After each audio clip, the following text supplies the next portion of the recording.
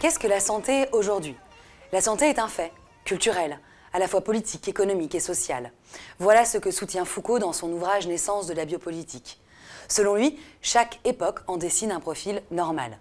Au cours d'une conférence sur l'histoire de la médecine en 1974, il s'intéresse précisément à l'organisation de la santé après la Seconde Guerre mondiale.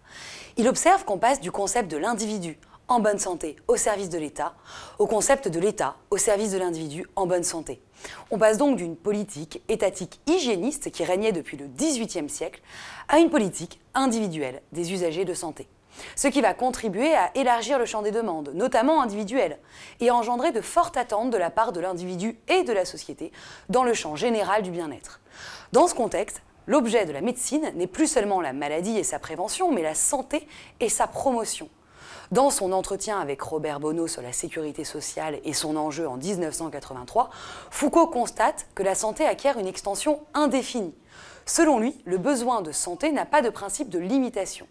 Selon le type d'existence menée, d'activité conduite ou de culture, la satisfaction des besoins de santé diffère autant qu'elle se diversifie.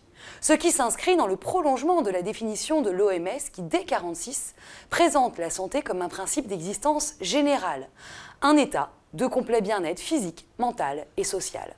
Dès lors, la santé ne se présente plus seulement comme l'inverse de l'état pathologique. Chacun peut désormais juger relativement de cet état et favoriser son développement.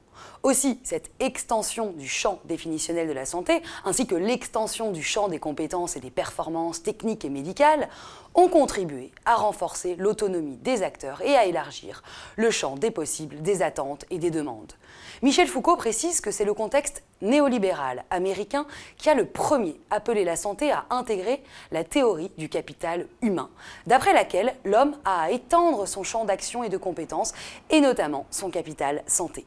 Dans le nouvel esprit du libéralisme, Barbara Stiegler écrit « Cette théorie du capital humain va venir renforcer, dès les années 70, le déplacement de la définition traditionnelle de la médecine comme une activité de soins ou prise en charge de la vulnérabilité, vers une médecine de la performance, visant à la fois la maximisation des attitudes du dispositif biomédical et des compétences du patient lui-même. On assiste donc à une redéfinition néolibérale de la santé par la performance et le développement des compétences. Ainsi, qu'est-ce que la santé aujourd'hui ? Si ce n'est plus encore qu'hier, mais pour quel demain, le fait d'un capital humain à prendre en main.